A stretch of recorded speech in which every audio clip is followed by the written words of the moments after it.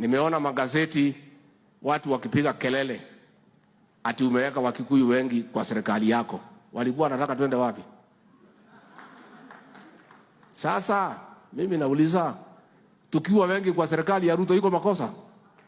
Wale wanasema tuko wengi kwa serikali ya Ruto, sisi pia ndio tuko wengi Kamete prison. Kwa nini waseme tufunguliwe tuende nyumbani? Your Excellency, we are in your government by choice and by arrangement.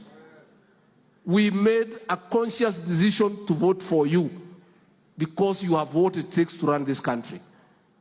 And it cannot be ati ya kwamba Wakikuyu hapa wachache wakiwekwa wa serikali mnasema ni ukabila.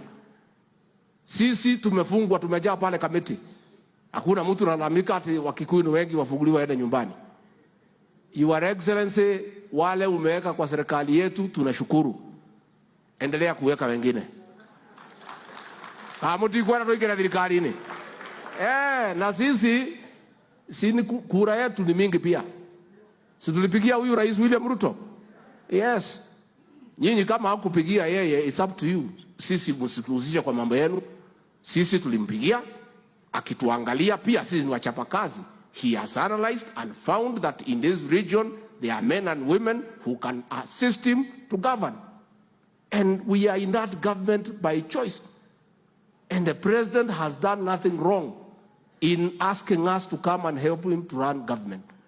Kwa hivyo watu wawachana na sisi tulipiga kura, tukaamuka mapema, tukijua nini tunafanya.